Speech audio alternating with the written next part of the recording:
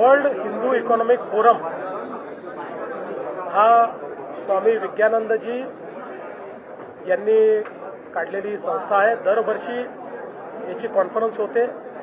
या कॉन्फरन्समध्ये मी या ठिकाणी आलो होतो।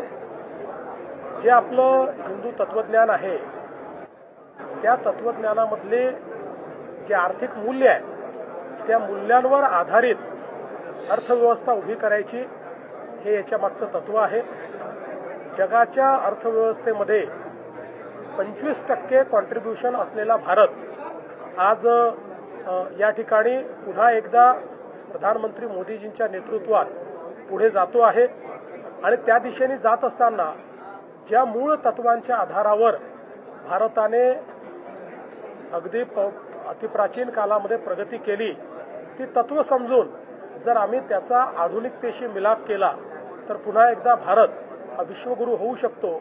अशा प्रकारच्या फिलॉसॉफीने जगभरातले जे आमचे उद्योजक आहेत त्या उद्योजकांना जोडण्याचं काम या फोरमच्या माध्यमातून होत आहे आणि मला असं वाटतं की एक अतिशय महत्त्वाचं कार्य हा फोरम करतोय। तुम्ही व्यासपीठावर असतानाच एक गुंतवणूक झालेली आहे महाराष्ट्रासाठी। मला अतिशय आनंद आहे की बांगड सिमेंट जे देशातली जी सिमेंटच्या क्षेत्रातली एक सर्वात प्रमुख कंपनी आहे, पहिल्या 1-2 मध्ये ज्यांचं नाव येतं, त्यांनी चंद्रपूरमध्ये 2000 कोटी रुपये गुंतवण्याकरता लेटर ऑफ इंटेंट मला या ठिकाणी दिलेला आहे। तुम्हाला पंतप्रधान म्हणून चुकून का होईल त्याला याला काही अर्थ नाही। असल्या गोष्टींकडे मी लक्ष देतो।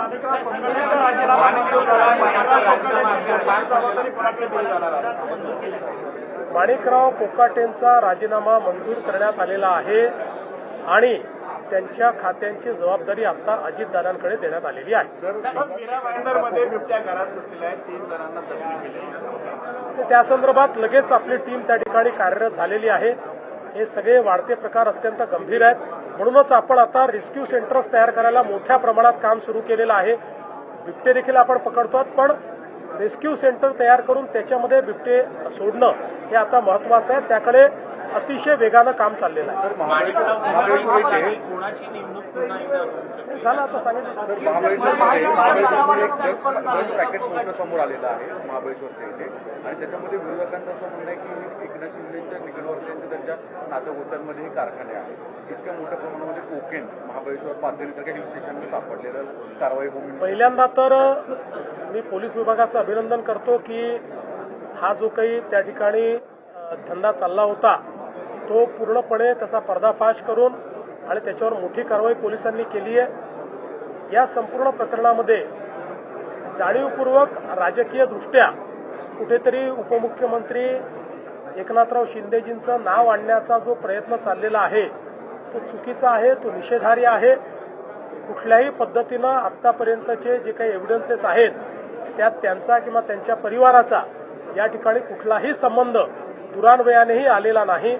त्याच्यामुळे मला असं वाटतं की कुठेतरी दिशाभूल करून अशा पद्धतीनं बादराळ संबंध जोडायचा हे काही योग्य नाही आहे। या संदर्भात पूर्ण चौकशी आम्ही करतो।